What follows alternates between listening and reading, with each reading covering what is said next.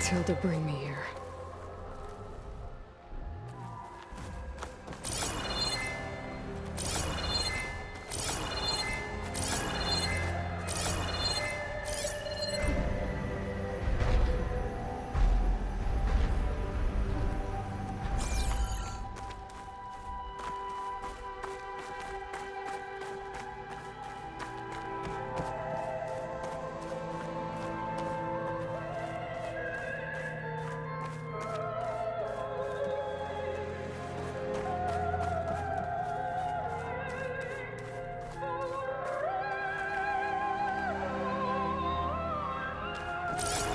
What was all this for?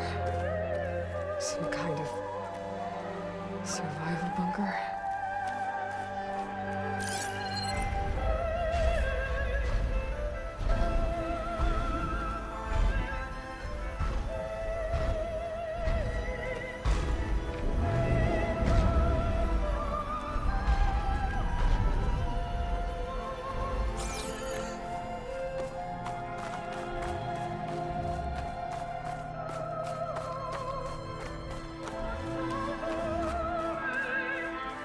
What is this?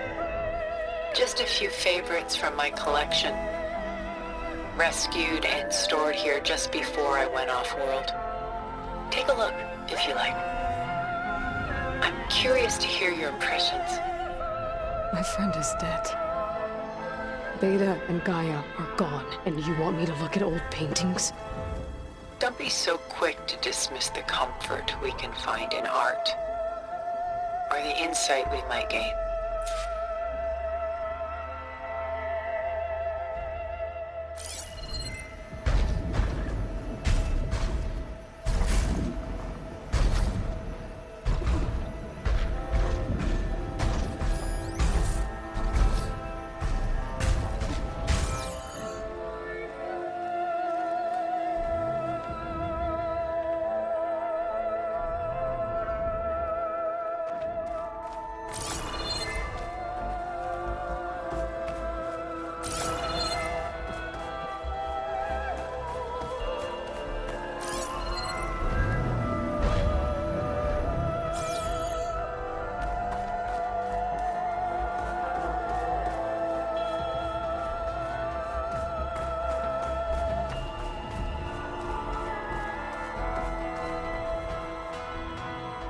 My favorite pairing on the left is Woman Reading a Letter by Vermeer, a true master. And on the right is a forgery, Woman Reading Music, which fooled experts into believing it was a priceless original. Early in my career, I became fascinated with such deceptions. Eventually, I developed scanning software that could detect fakes with unparalleled accuracy. Is that how you made enough money to buy your way onto the Odyssey? Oh no. I made my real fortune later. Why do you keep the forgery? I've always enjoyed studying the two side by side. Both painters capture light, color, and perspective. But what makes one a masterpiece and the other simply an imitation? The forgery looks sharper? Good eye. The details are crisp. The contrast bold. It tells us more, and yet we feel less. What's in the letter? Who can say? What does the painting tell you? She's concerned.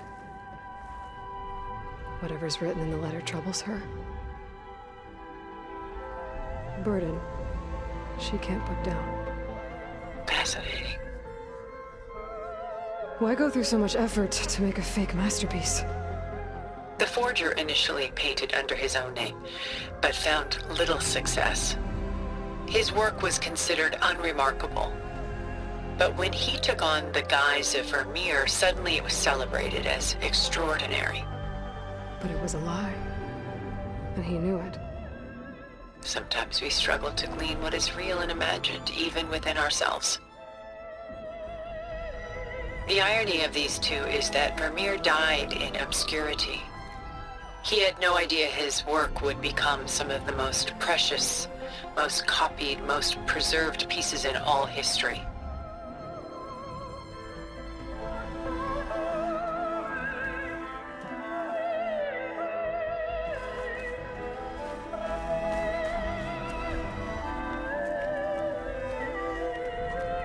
Selene and Endymion.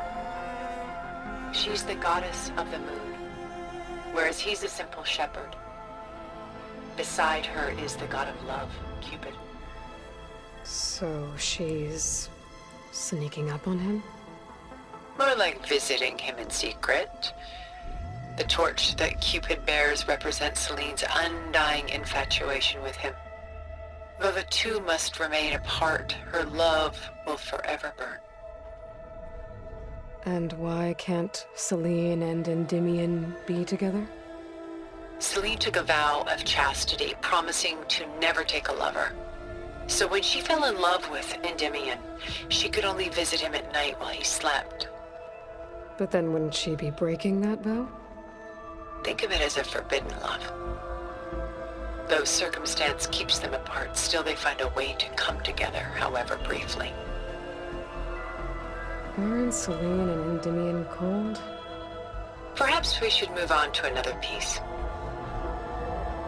Shall we move on?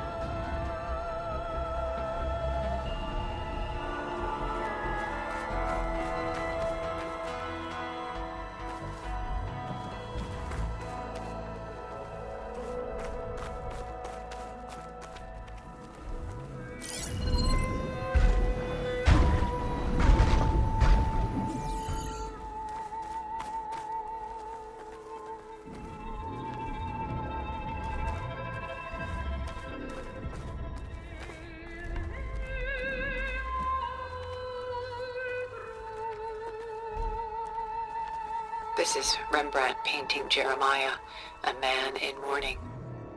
Mourning what? His home. The ancient city of Jerusalem. He foresaw its impending doom, but could do nothing to prevent it. So instead, he saved its treasures from destruction, just as I saved these works. You could say we're kindred spirits. About Jeremiah. If he knew his home would be destroyed, why didn't he save the people? Why save those relics? He tried, but no one would listen to his warning, so he saved what he could. But how did he know? He was a prophet. He saw an army invade and destroy the city in a vision.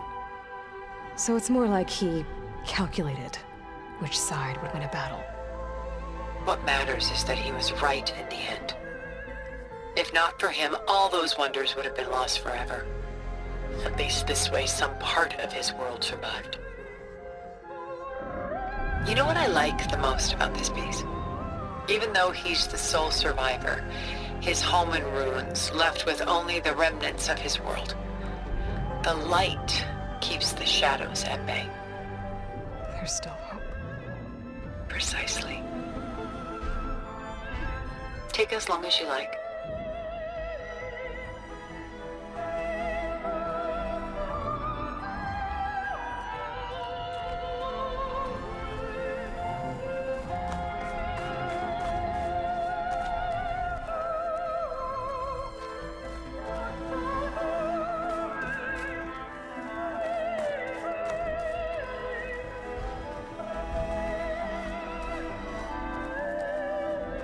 Portrait of the painter, Rembrandt's son Titus, depicted in the habit of a monk.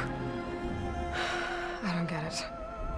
Why would someone like you, with infinite resources, care about this painting of a boy in a hood? It's not the image itself, but the feeling it conveys. The face is bright and defined, but his eyes are downcast, heavy with misfortune. And the background seems to swallow all light. The painting is infused with a sense of loss. I guess I understand how the painter feels. Works of art such as these can often cause us to look inwards at our own lives. I'm sorry about your friend. Had I been able to intervene, I would have. But the risk of losing you as well was too great. Everything went by in a blur.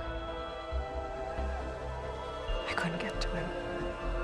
You know, long before holograms and focus recordings, people relied on art to memorialize their loved ones. Because of works like this painting, their lives are immortalized. Rembrandt had 4 children by his wife. All but Titus died shortly after she gave birth to them. She passed not long after that. Titus became the only family Rembrandt had.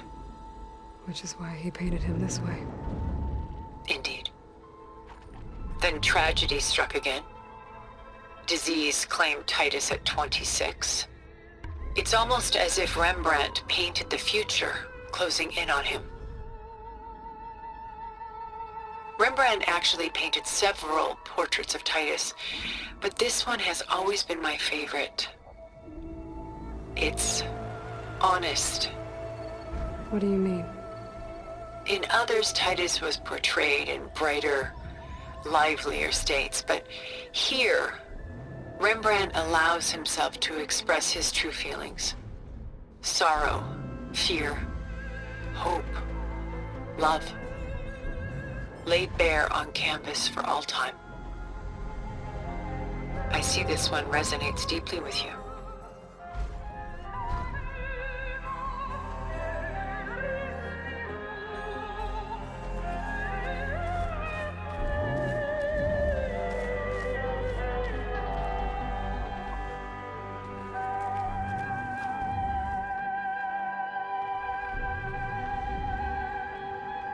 Rembrandt's The Night Watch, by far the most famous painting my homeland ever produced. It was commissioned to honor a militia made up of influential citizens. I guess you must have been an influential citizen. In my day. But not as influential as you've been in this new world. The militia. They look disorganized. Where others painted such scenes in a stiff and stationary manner, Rembrandt chose to show them in action, preparing to march. He wanted them to feel alive. You can almost hear the commotion. Who's the girl in the painting? She's a strange one, isn't she? Bathed in light, though no one is paying attention to her. Many believe she's a symbol of the militia. A physical manifestation of their spirit, if you will. She's not real? What's real in a painting? She's meant to represent the militia's virtue and victory. But I like to think they underestimate her. She looks as if she's seen something. What does she know? What secrets does she keep?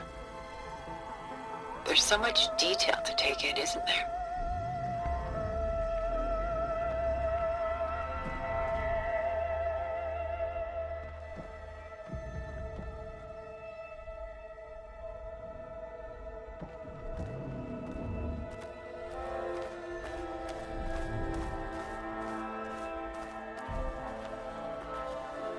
The Gust, by Willem van de Velde, the most famous of his many maritime paintings. A ship crossing into the unknown. I guess you're familiar with that. Indeed, which is why I appreciate this composition in particular. Though waves and wind threaten to destroy the ship, it perseveres, clinging to the light even as darkness closes in all around it.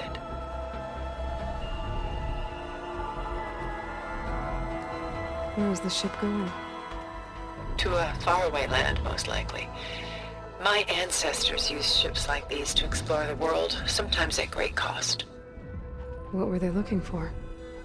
Anything of value.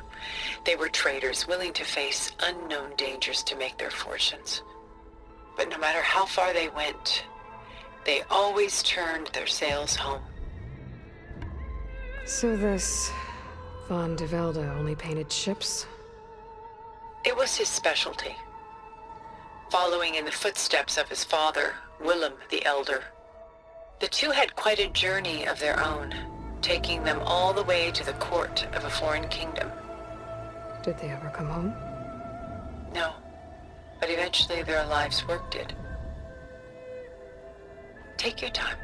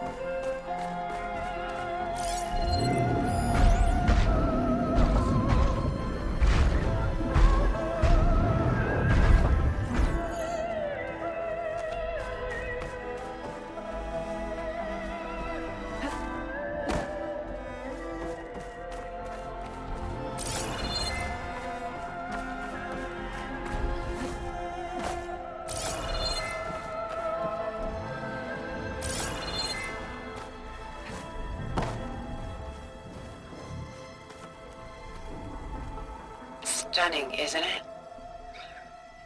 Paintings weren't the only masterpieces of my people's golden age. This is Van Vianen's lidded ewer, molded from a single sheet of silver. What was it for?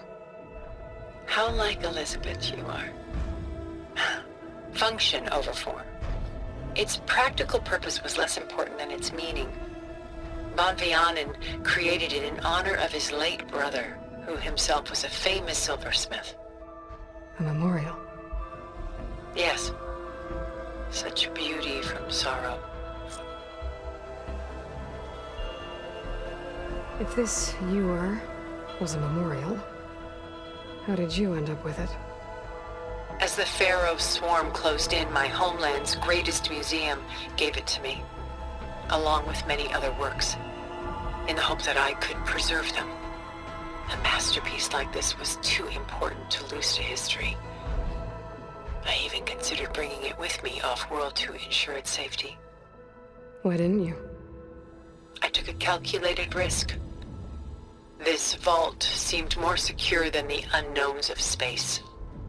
Besides, I thought someday I might return. A long life, after all, has its advantages. Now, lo and behold, here I am. Exquisite, isn't it?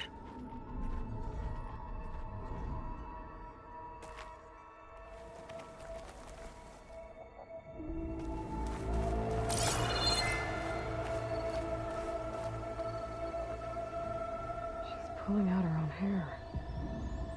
Out of madness? Out of grief? It's hard to watch her suffer. I should move on.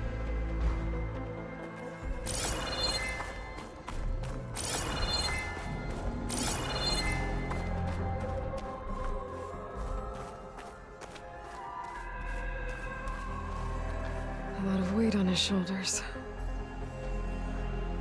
I know the feeling. I should move on.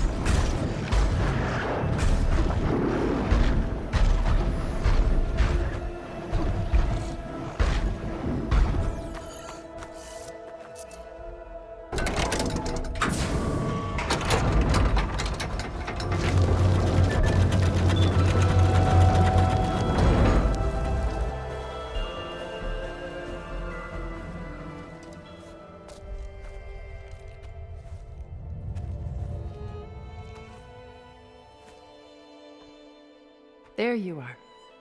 Feeling better? How did you find us? At the Cauldron? And what did you do to everyone right before I passed out? All business, I see. Well, suffice it to say we were keeping a very close eye on Hephaestus, knowing we would need it at some point. Your ruse didn't fool us, and as for my little trick, it was an overload of the senses, accompanied by an energy discharge. Gerard and Eric were only momentarily disoriented due to their shields, but it rendered you unconscious while I got you out. Perhaps some breakfast might steady you a bit?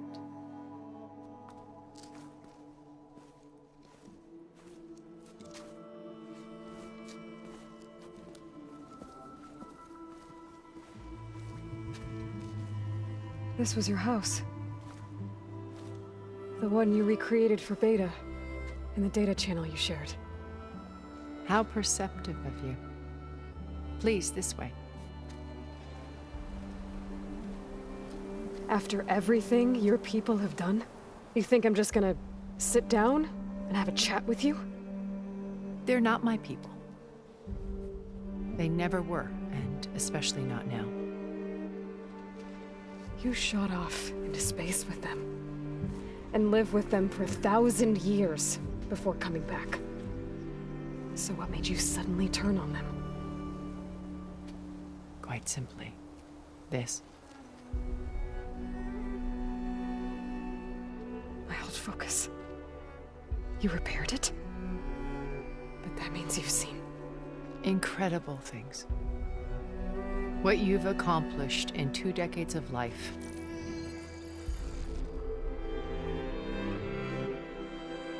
A 1,000 years at my back and I haven't even come close.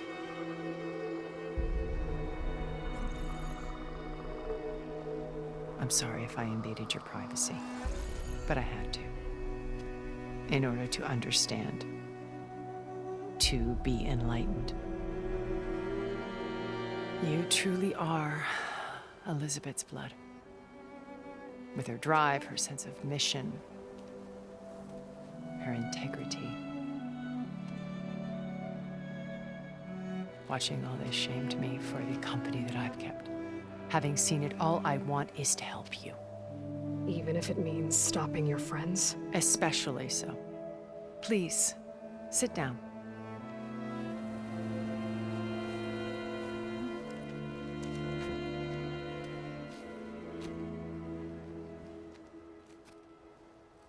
There. That's better.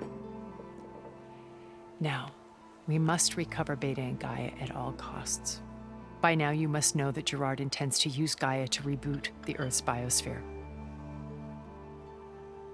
Remaking this world to specifications that would only suit us immortals.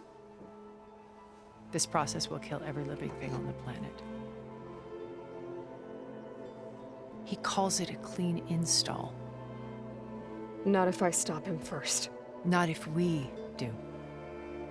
And once he and the others are gone, we can work together to fulfill Elizabeth's dream. I'm sure Beta told you that there's a build of the Apollo database on board our ship. A complete collection of human knowledge. With that and Gaia, we could do everything Elizabeth wanted. Heal the biosphere, educate the people of this world, uplift them. Create the world she imagined. Let's not get ahead of ourselves. From what I've seen, your friends are invincible. I do wish you would stop calling them my friends. And they're not invincible. In fact, a friend of yours has found a way to defeat them. Silence. Oh, he's been a busy bee, building an army powerful enough to crash through Gerard's precious base. Yeah. Regala and her rebels. Even now, she's preparing a final march on the Tenakth capital. When she wins, she'll have the entire tribe under her control. Hundreds of warriors and machines to throw at the base. She's been duped. They'll all perish, of course. But it should be enough to break Gerard's defenses and allow Silence to kill him. Along with all the others. Using the new weapon he's developed. Yes, he's found a way to circumvent our shields. Truly an exceptional man. He's planned for everything. Except you and me. You see, while his army is battering down Gerard's doors, you and I will sneak in through a back way. One that only I know about. While Sylens and my friends are busy battling each other, we'll take back Beta and Gaia. I told you I want to help you. I mean it.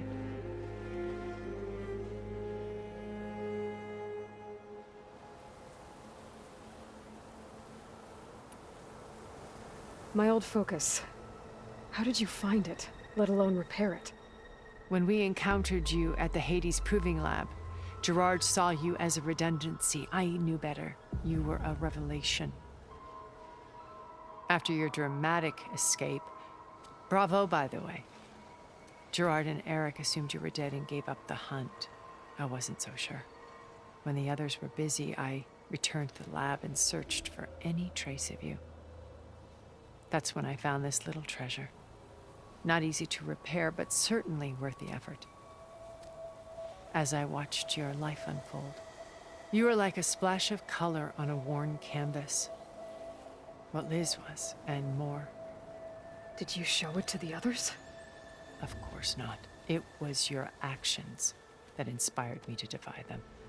It's worth noting that if I hadn't found it and watched its contents, I wouldn't have known to save you at the cauldron.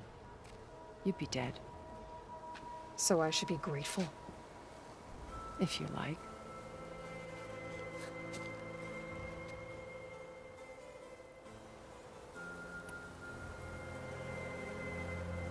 So you know all about me. What about you? What would you like to know? Well, start with your life on Earth. When I was 8, terrorists flooded my home city. Thousands drowned, my parents included. I was one of the few who survived. My guardian sent me to boarding school. Among my peers, I was the strange girl, the orphan to be avoided. All because of circumstances beyond my control. Oh. So we're a lot alike, huh? Aren't we? You were an outcast. But you didn't let that stop you from getting what you needed. Neither did I. I climbed my way out of desolation and used my wits to build a fortune.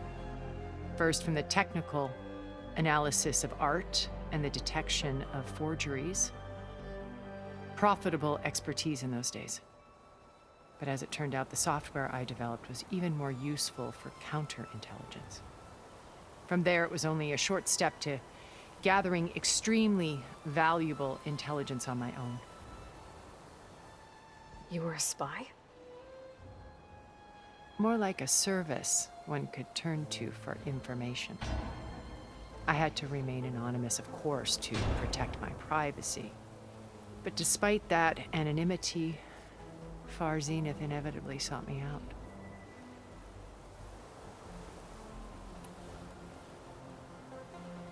What happened when Far Zenith approached you? They painted an irresistible vision of humanity's future. One where we need not fear illness or death, where we explored the furthest reaches of the stars and thrived. It was only later that I realized that they only intended to bequeath this future to the rich and powerful. By the time I finally figured it out, the walls were closing in, Pharaoh's machines were devouring the earth.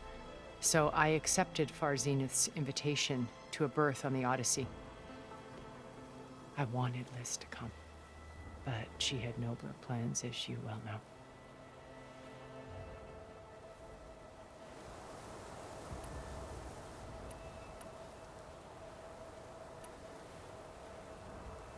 So you didn't know the other Zeniths were monsters until it was too late?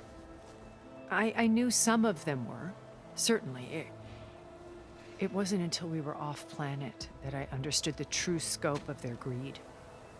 I was grateful to simply be alive, but the others became obsessed with a kind of effortless immortality. They built a colony where machines serviced their every need, where any memory or fantasy could be endlessly savored in virtual reality. It wasn't life. It was stultifying, a pampered dream state. As the decades passed, I withdrew more and more, alone yet again, but this time with eons to consider my mistakes. Now finally, having met you, I feel like I have a second chance. To do what? Help you, of course. To fulfill Liz's dream, which isn't so different from Far Zenith's original vision. A better future for humanity.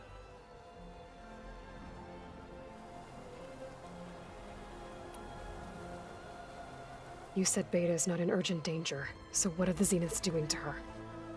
Putting her to work. Merging Hephaestus with Gaia. A difficult, time-consuming task, as I'm sure you know. They will compel her if need be.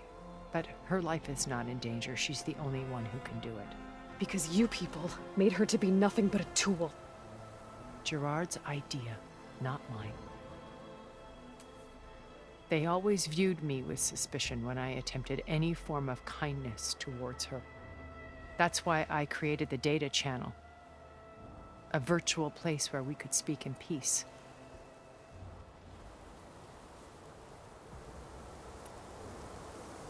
So this channel you shared with Beta, none of the other Zeniths ever found out about it.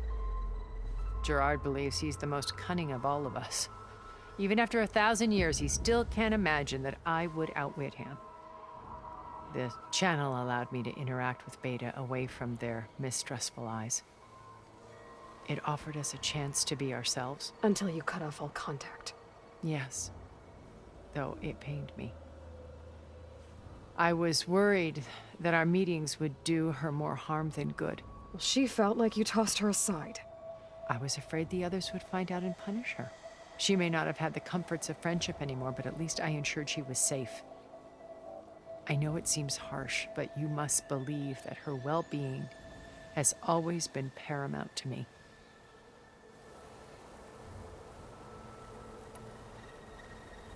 Why did you make the data channel look like this place? I built this house as a shelter to weather any storm. A safe place. Not just for me, but for the art stored below. Cultural artifacts of incalculable value. Truly some of the greatest achievements of human civilization. And you wanted Beta to see them? Yes. Her upbringing was so cold and technical. I thought if she could experience Vermeer and Rembrandt, it would bring something else into her life. A heritage every bit as valuable as the scientific and technical data being drummed into her. I'm sorry I had to cut off contact, but I'll never regret sharing this house with her. She needed its shelter even more than I did.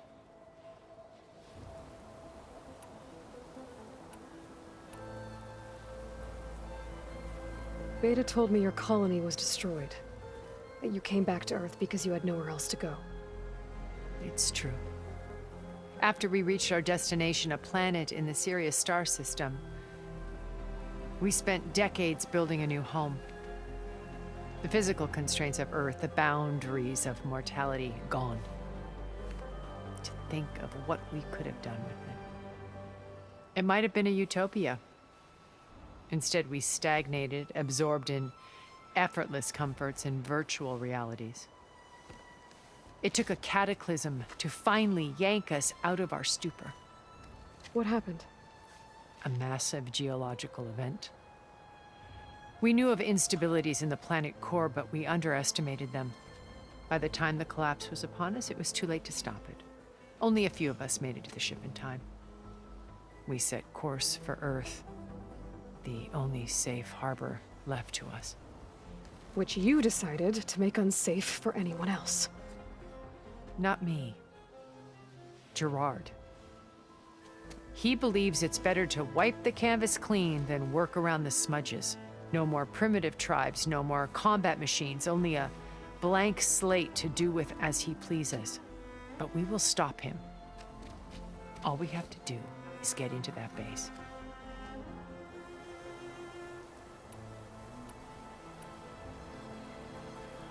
What exactly is your plan to sneak into the Zenith base? We will make use of a lesson I learned from an early age. Always know your exits.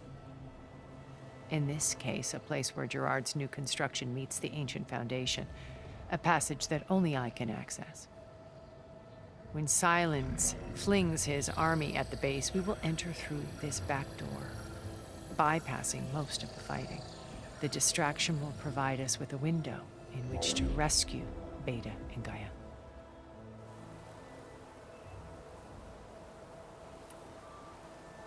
Once we're inside the base, where will we find Beta and Gaia? Here in the command center. By then, Gaia will have been reunited with all of its subordinate functions, including Hephaestus. What about the alpha build of Apollo on your ship? A simple matter of recovery once the others have been dealt with. With that in hand, we'll have everything we need to make this world as it should be.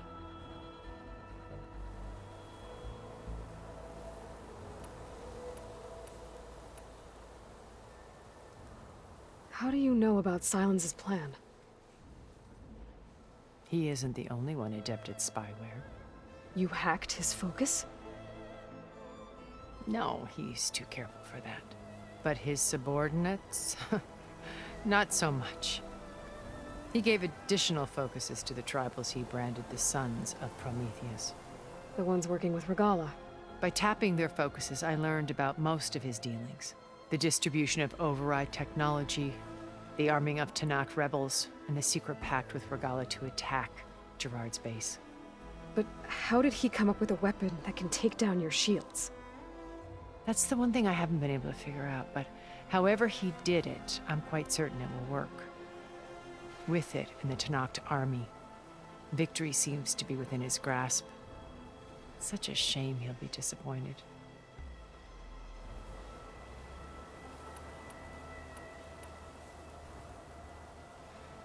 Regala's only interested in killing Hekarro and waging war on the Karja. What does she have to gain by attacking Zeniths? It's the price she must pay for her war. Without the ability to override machines, her little rebellion would have languished in the desert. So she trades with the Sons of Prometheus. Machines to help her overthrow Hekarro. In exchange for an assault on the base. Pride has deluded her into thinking she can actually survive such a battle. And all without ever knowing who the Sons of Prometheus really answer to. Yet for all of Silence's brilliance, still he underestimates you. That blind spot is what will allow us to take Beta and Gaia right out from under him. While hundreds of Tanakh are cut down outside.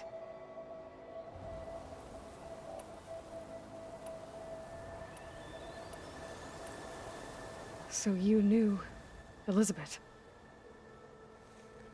What was she like? Liz was everything she was. I see in you. And more. Your ingenuity, your determination, your moral compass. You've managed to distill her greatest qualities and make them your own. I'm not asking about me. Tell me about Elizabeth. What was she really like? The honest answer is that I don't actually know. For all the time that I spent with her, she always kept a part of herself locked away. It was like that from the moment we met.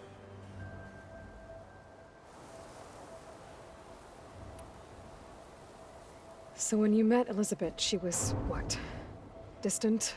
Aloof? Not aloof. Not exactly.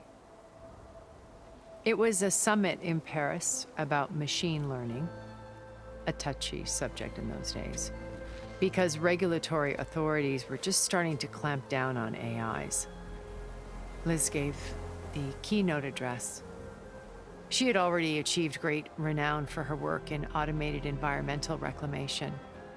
But in her address, she was just starting to imagine the next step.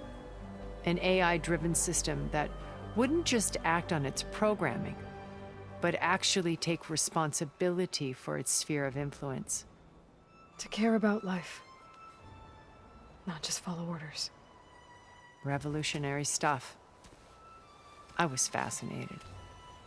And I wanted to meet her for a long time. I watched her after her talk. She had spoken with such moral authority, such empathy. But after that, she retreated. I could tell she felt uncomfortable with all of her admirers. It was as if giving the talk had cost her something. I didn't want to be a pest, so I planned my approach carefully.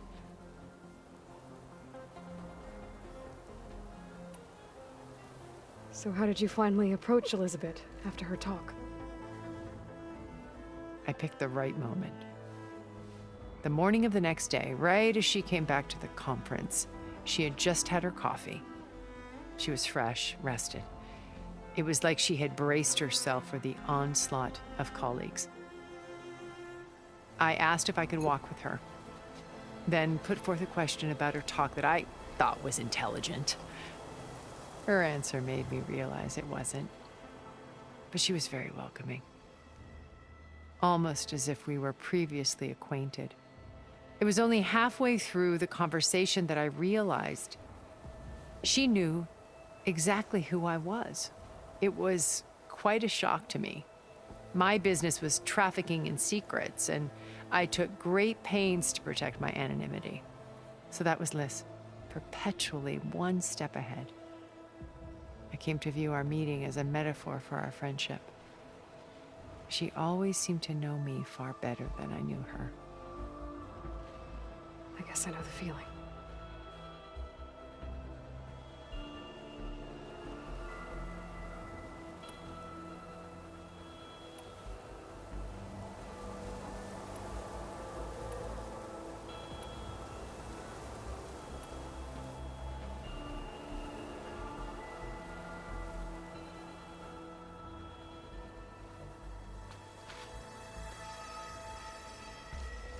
First Varl. Now Hekarro and the Tenakth. Your plan would wipe out an entire tribe. There has to be another way. We are in an admittedly desperate situation, but I assure you there isn't. Remember Zero Dawn. Elizabeth's sacrifice. Sometimes many have to die for a new world to grow. If it looks impossible, look deeper. Wait. The data channel. It still exists, doesn't it? I need you to open it. Let me talk to Beta. Impossible. We might be detected. It's worth the risk. There is another way, one where the Tenakth survive. But we won't. If the others... If you want to help, open it.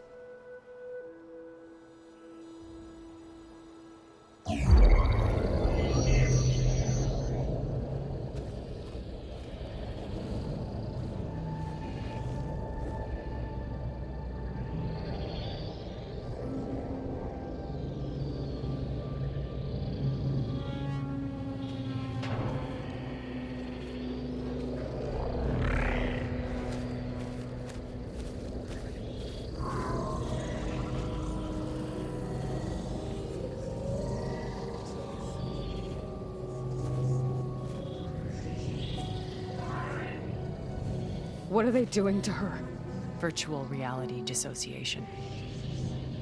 The manual merge of Hephaestus will take hours upon hours of tedious micromanagement. If she resists the work, they run simulations to induce feelings of isolation and despair. Beta, can you hear me? You're alive. They're watching me. I can't hold up this extra projection for long. You should have killed me. No. No, look at me. I'm coming for you. I promise, okay? I just need you to hold out a little while longer, and work on the merge.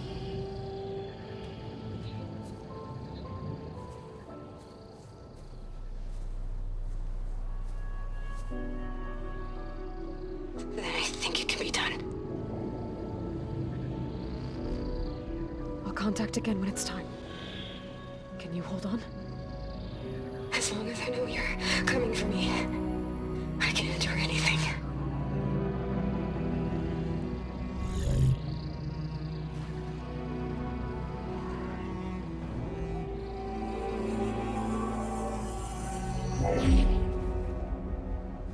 All right. I did as you asked. Now I think you need to tell me what you're planning. I'm going to take Sylens' army away. I don't need it. Only the weapon he made to penetrate your shields. And how do you propose to get it? Ask him nicely? Without Regala and her rebels, he won't have a choice. We'll be his only option. Only option for what? What did you tell her? That is between me and my sister. Will be Sylens' only option for crashing that base. I'll tell you the rest later. But first, there are a couple of things I have to do. Oh. And what are those? Lay my friend to rest. And then I'm going to use the override that Beta gave me at Gemini to put an end to Regala's rebellion. From the air. Wait.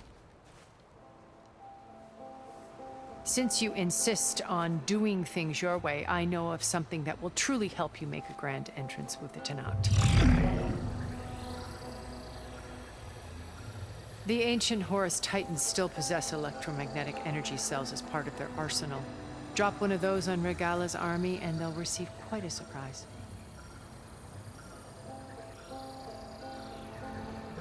So go, do what you must. I'll come to your base if you manage to bring Sylens to the table. Not if. When.